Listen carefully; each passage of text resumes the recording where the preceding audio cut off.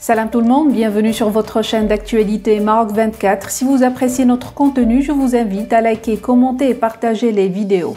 Aujourd'hui, lundi 14 novembre 2022, on a choisi de vous parler de l'inquiétude chez les organisations syndicales françaises selon l'Est républicain et qui est provoquée par l'annonce d'investissement de Stellantis de plus de 300 millions d'euros dans le développement de son usine de Kénitra d'ici 2030 et de porter sa capacité de production annuelle de 200 000 à 400 000 unités. Plus de détails dans cette revue de presse tirée du site d'information challenge.ma. S'il est un sujet qui préoccupe actuellement les organisations syndicales françaises et les salariés français du groupe automobile Stellantis, c'est bien l'annonce du doublement de la production du constructeur automobile sur son site de Kénitra. En effet, Stellantis a décidé de beaucoup miser sur son usine marocaine ouverte en 2019. Dans un communiqué, le groupe né de la fusion du français groupe PSA et de l'italo-américain Fiat Chrysler annonce le 8 novembre qu'il va y investir 300 millions d'euros et y créer 2000 emplois dans les prochaines années. Il dit viser un doublement de sa capacité de production au Maroc, afin de conquérir une part de marché de 22% dans la région, d'ici à la fin de la décennie, tout en assurant un approvisionnement à 70% régional.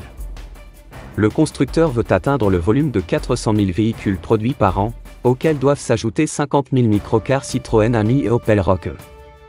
L'usine de Kénitra fabriquera des modèles basés sur la plateforme Smart Car.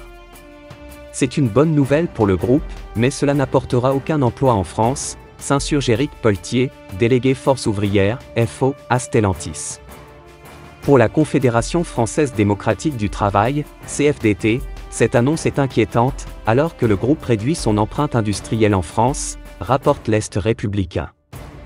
Déplorant la baisse continue des effectifs avec jusqu'à 2300 salariés qui vont quitter l'entreprise au cours des 2 prochaines années, dans le cadre d'une rupture conventionnelle collective, RCC, et la délocalisation au Maroc et en Inde, d'activités de recherche et développement, la CFDT a rappelé que le site de Sochaux a perdu la moitié de ses effectifs en 10 ans, environ 6000 salariés en CDI aujourd'hui. Stellantis rejette ces accusations portées à son encontre.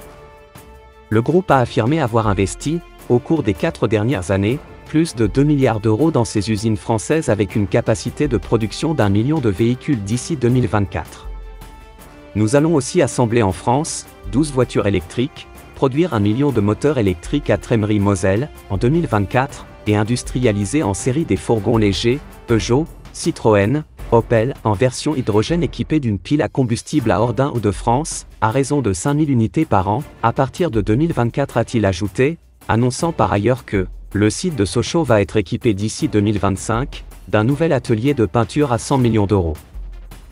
Pour rester informé, je vous invite à regarder les vidéos Maroc 24 qui s'affichent sur votre écran.